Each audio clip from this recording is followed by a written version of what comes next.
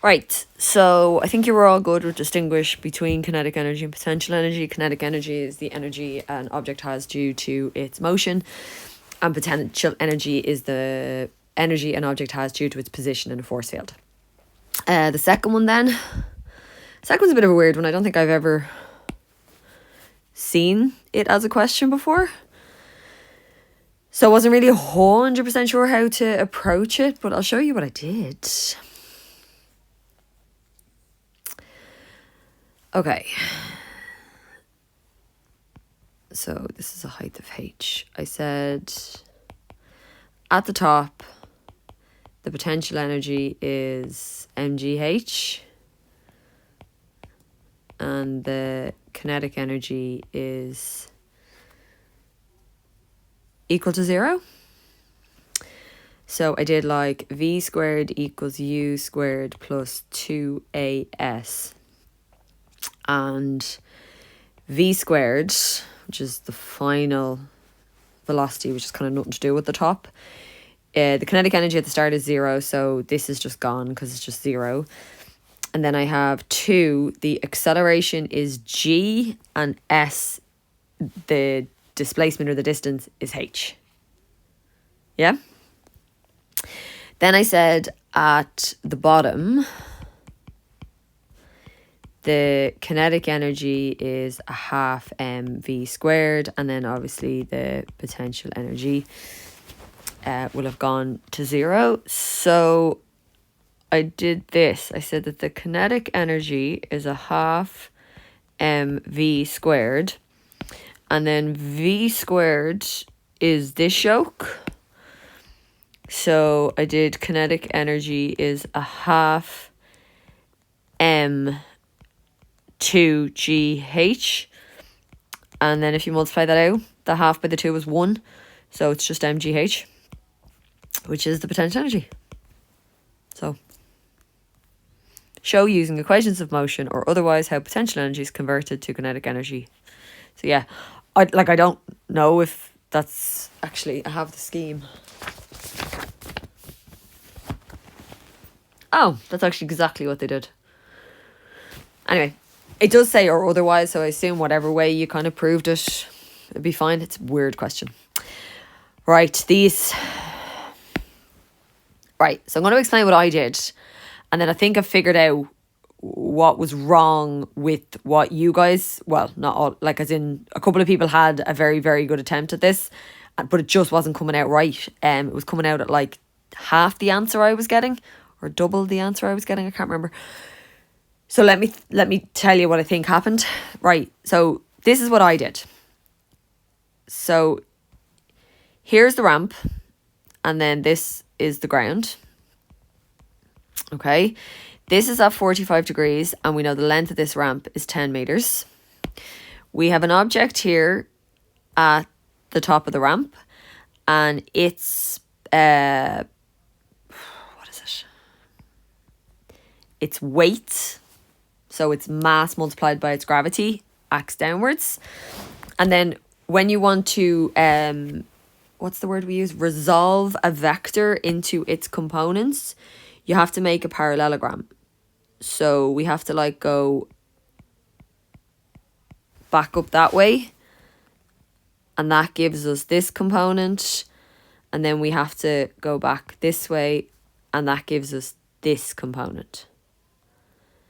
So this is the perpendicular component. And then this one is the parallel component. Yeah? And the parallel component is the one we care about. So they're asking us for the acceleration, and I know the acceleration in the downward direction. So acceleration here is 9.8 meters per second squared. And they want to know the acceleration over here. And you can just do that directly because you have an I just got the unit wrong. Okay. So we have an acceleration and we're trying to find an acceleration. So we don't need to do anything. As in, we can just literally go straight from having the resultant and working to one of the components. Okay, so this is 90 which means this is 45. And then if we concentrate on this triangle here, we get that this is the opposites. In this triangle, this is the right angle, which means this over here is the hypotenuse, and then this is the adjacent. We eliminate the one that has nothing on it, so we're going to eliminate the opposite. So it's adjacent and hypotenuse, which is cos. So the cos of the angle is adjacent over hypotenuse. So the cos of 45 is the adjacent over 9.8. And then if we multiply across by 9.8, we get 9.8 multiplied by the cos of 45, which is 6.93. And that is the right answer. Oh, do you know what? Sorry. So the adjacent is the acceleration down the slope, which is 6.93 meters per second squared. Okay, so, I mean, I think that's how you should do it because it's easier, but just to explain, because I couldn't understand today why we were getting half the answer, but I think I figured it out. I think it's to do with the distance. So I'm going to set up the exact same picture.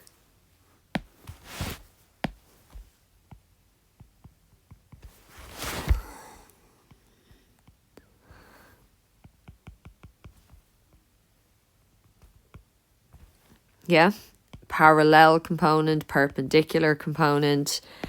Now, so what a lot of you did was you worked in the vertical plane. So U, V, A, S, T, U was 0, V we didn't know. In the vertical plane, the acceleration is 9.8. And actually, you had also figured out what S was. So if I just kind of redraw this, sorry now. So 45, and we know this is 10 meters, and this is a right angle triangle. So this is the opposite, and this is the hypotenuse. So if we do the sine of 45, we get the opposite over 10. Multiply across by 10 to cancel, multiply by 10 to balance, and that was giving you an opposite, which was a distance in the vertical plane of 5√2 meters. So that's this in the vertical plane. And then from there, we could do V squared equals U squared plus 2AS. So V squared equals 0 squared plus 2 times 9.8 times 5√2. So if we figure that out, 2 by 9.8, 9.8 multiplied by 5√2 equals that. Square root of the answer equals that. So it's 11.77. So that is the final speed, like, you know, just before it hits the ground here. Now, what you then did is kind of what I did, except instead of doing it for acceleration, you did it for velocity. Okay, I'm going to do it first. So same calculation. This is 45. Looking in the little triangle, so this one here, this is the opposite because it's opposite the pink 45. The 90's over here, which means this is the hypotenuse. And then the parallel component is the adjacent. So again, we remove the opposite, so it's cos. So the cos of the angle is adjacent over hypotenuse. The cos of 45 is adjacent over 11.77. And then the adjacent is, so 11.77 multiplied by the cos of 45 is 8.32. sorry, that is multiplying by 11.77 here and multiplying by 11.77 here. Now, so that is the velocity going down the ramp.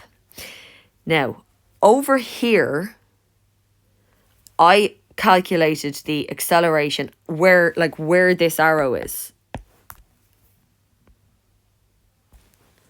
Yeah?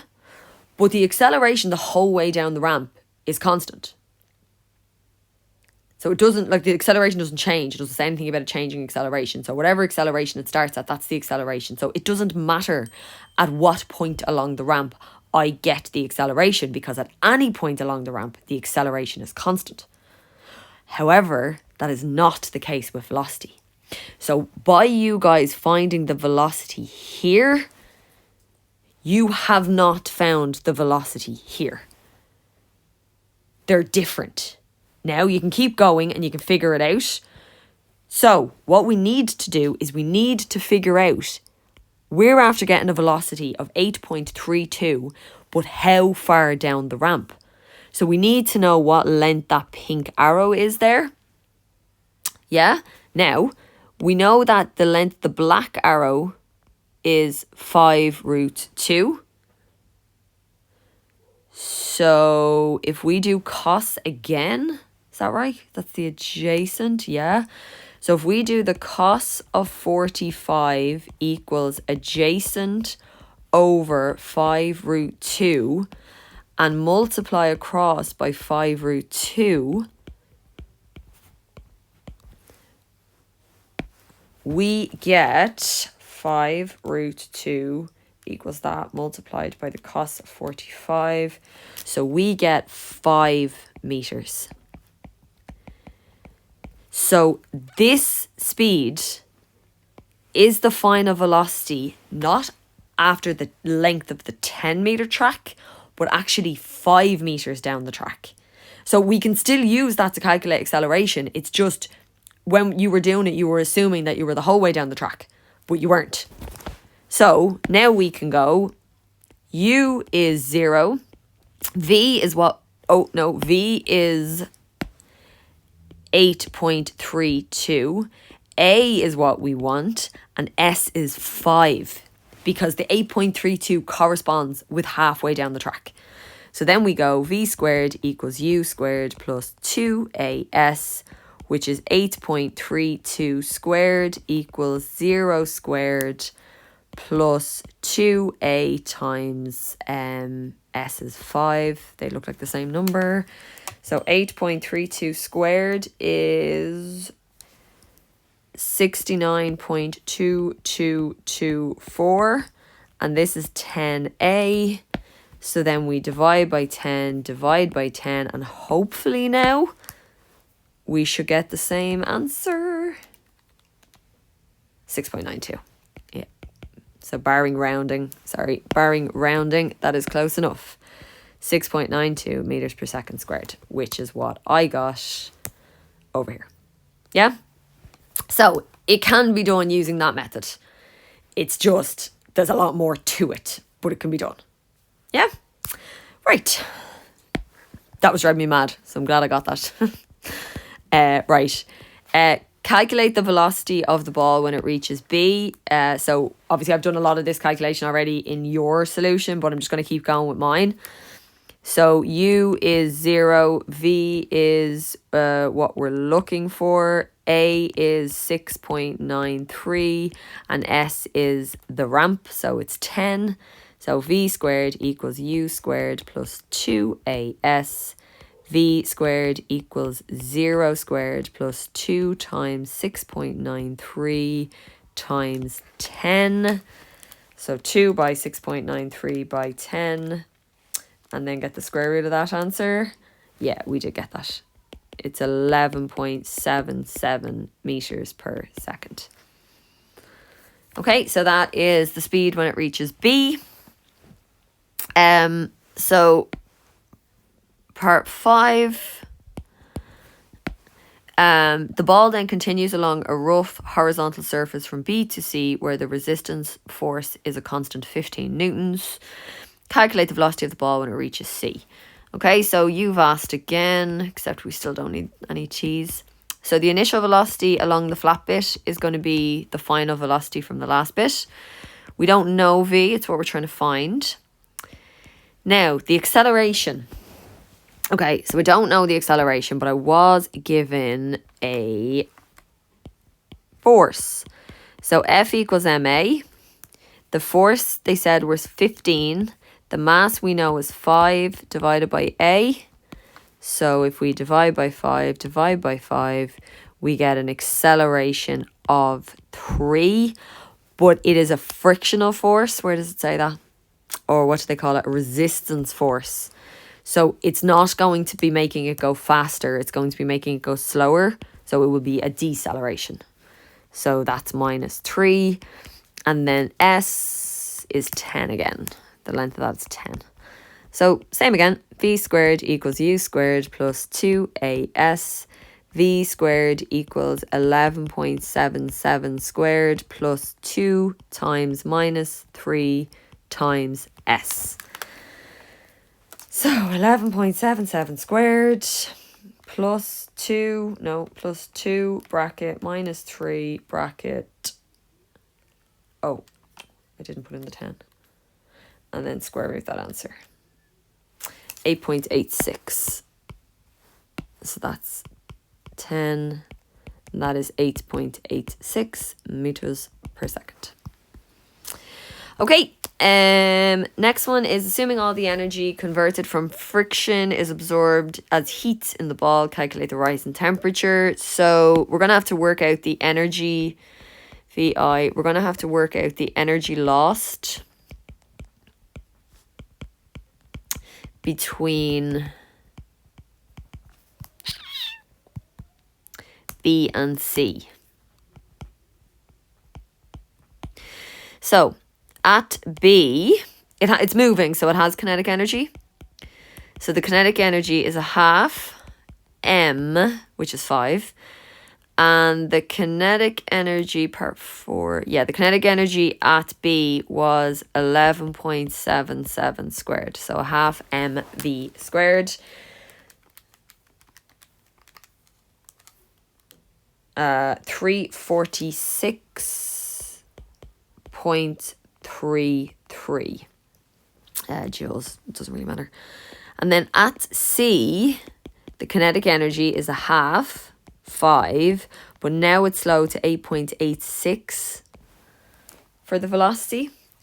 So multiply by 5, multiply by 8.86 squared, and that is 196.249. So the kinetic energy lost, we subtract them. 346.33 minus the answer is, so I'm getting 150.081. Sorry, I just realised I wasn't checking any of the answers. That's right. Okay. So that's the energy lost. And that appears as heat, which means the 150.081 equals mc delta theta, or 150.081. The mass is 5. The specific heat capacity. Oh. So it's a copper ball. So there you go. The specific heat capacity of copper, which we kind of already know, is 390, and then multiply that by the change in temperature. So if I divide by 5 and 390 and do the same over here, I get a change in temperature of 0.081 divided by 5 times 390. I'm getting 0.077 degrees Celsius is the change in temperature, and that is correct. Okay, and then the last one, because the actual last one is centripetal force and we haven't got to that yet, so the last one that we can do is part 7. So part 7, the ball then travels up a smooth circular surface of radius 5 meters. Calculate the maximum vertical height. Okay, so max height V equals 0. So U is 8.86. V is 0. A is, it's going against gravity, so not 9.8. It's going to be minus 9.8.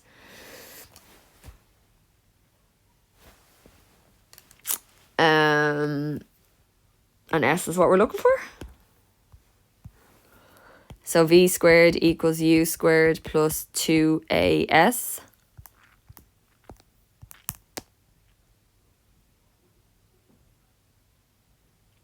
You could do this with energy as well.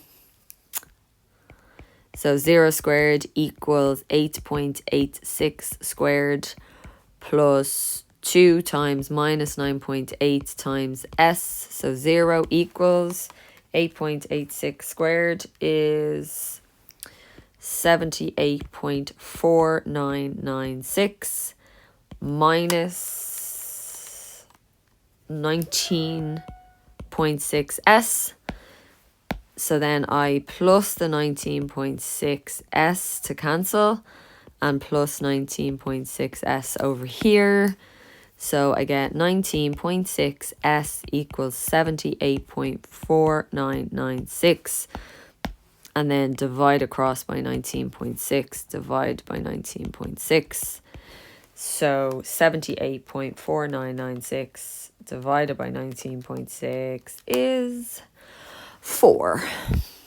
So S is 4 meters. Yeah, that is right. And you could also do that using energy methods. So it's going up. So the loss in kinetic is equal to the gain in potential. So the loss in kinetic is a half mv squared. The gain in kinetic is mgh. They cancel. This is a half times 8.86 squared equals 9.8 times h.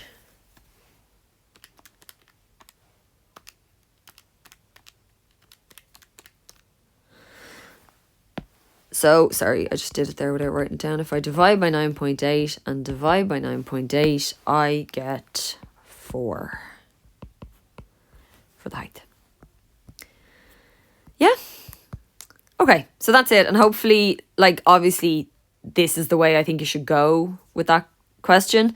But I just want you to know that your instincts were right. And basically what we were missing was the fact that it doesn't matter at what point I calculate the acceleration, because the acceleration for the whole slope is constant, but the velocity isn't. The fact that it's accelerating means it's very important at what point you calculate the velocity, because at every point along it, it is going to be gaining speed. Yeah. Right, so I'll put question 7 up there now. No, not question 7. Question 8 up there now for Monday.